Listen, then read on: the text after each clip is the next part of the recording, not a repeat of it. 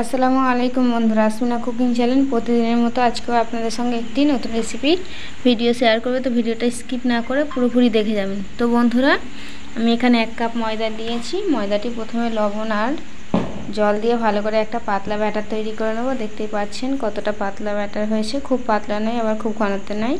এখানে একটা গাজর কুচি, একটা পেঁয়াজ কুচি এবং ধনিয়া পাতা, কাঁচা লঙ্কা কুচি নিয়ে নিয়েছি। গাজরটা গ্রেটার দিয়ে মিহি করে কেটে নেবেন এবং একটা ডিম ফেটে নেব। নিয়ে কিছুটা পরিমাণ মশলা দিয়ে দেবো। আমি এখানে জিরা মরিচের পাউডার ব্যবহার করব, হলুদ গুঁড়ো ব্যবহার করব, দিয়ে স্বাদ অনুযায়ী একটু লবণও দিয়ে দেবো। দিয়ে ভালো করে মিশিয়ে নিয়ে যে ব্যাটারটা তৈরি করে রেখেছি তাতে উপকরণগুলো দিয়ে দেব। দিয়ে ভালো করে মিশিয়ে নেব। নিয়ে তারপরেই আমি কড়াইতে হালকা তেল দিতেও পারেন, আপনারা না দিলেও পারেন। যদি আপনাদের তাওয়াটা খুব ভালো হয় তাহলে দেখবেন বিনা তেলেতেই খুব সহজভাবে উঠে আসছে। আমি হালকাভাবে, একদম হালকাভাবে তেল দিয়েছি, আপনারা দেখতেই পাচ্ছেন।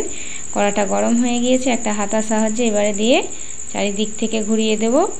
যখন এই পিঠাটা তৈরি করবেন তখন একটু গ্যাসের ফ্লেমটা লো আঁচে দিয়ে রাখবেন, তাহলে দেখবেন গাজরগুলো অনায়াসে সিদ্ধ হয়ে গিয়েছে এবং খেতেও দারুণ হয়েছে। তো দেখুন বন্ধুরা, কত সুন্দরভাবে শুকিয়ে গিয়েছে।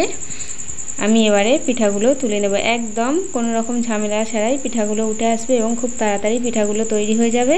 বাচ্চাদের টিফিন এবং বড়দেরও টিফিন হিসাবে ব্যবহার করতে পারেন। তো বন্ধুরা, যদি ভিডিওটি ভালো লেগে থাকে আবারও বলছি, লাইক, কমেন্ট, শেয়ার এবং অবশ্যই করে সাবস্ক্রাইব করে আমার চ্যানেলটির পাশে থাকবেন। এরকম নিত্য নতুন ভিডিও পেতে চ্যানেলটি সাবস্ক্রাইব করে পাশে থাকবেন। তো ধন্যবাদ বন্ধুরা ভিডিওটি এতক্ষণ ধরে দেখার জন্য।